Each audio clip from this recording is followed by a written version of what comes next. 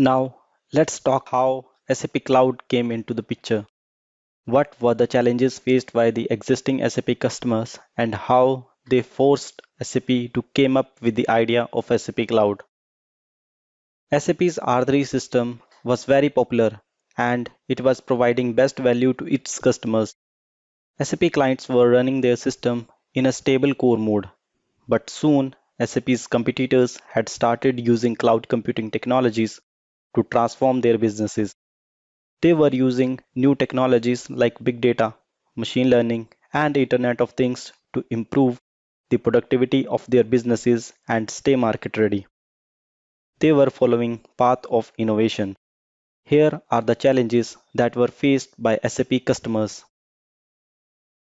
The integration between new solutions. It was not an easy task to integrate the SAP system with other software who were made using other technologies like Java, C++, or .NET. Even there were challenges when integrating different types of SAP solutions. There was no common methodologies and there was no such better technology available for the integration purpose. The next challenge was more of a necessity. The SAP customers wanted to adopt the new technologies like machine learning, Internet of Things, big data, and artificial intelligence. They wanted to try new things without disrupting the existing system. They also not wanted to invest in costly hardware. They wanted a platform by SAP to try these new things because they had already implemented SAP solution. To be market ready and competitive, the customer wanted to try new things as soon as possible.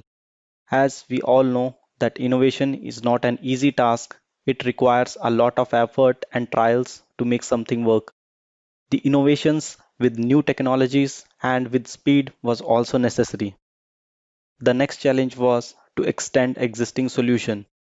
As we all know that we have enhancement techniques in on-premise like user exit, customer exit, bodies or BTE in finance module.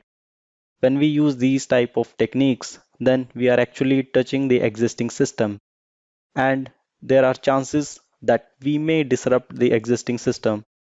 There is no guarantee of perfection and expertise is always required to analyze the system before implementing the solution. SAP started to notice these challenges faced by SAP customer and then SAP launched its cloud computing solution.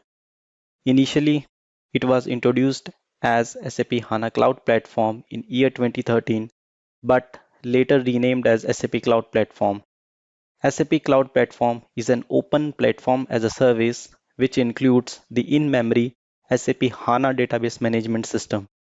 It connects to both on-premise and cloud-based systems running SAP or other third-party softwares and relies on open standards like Java, JavaScript, Node.js, and Cloud Foundry for integration options. We will look into more details about SAP Cloud Platform in coming videos. Just remember, you are not building SAP Cloud, but you will use this to build, integrate on top of it.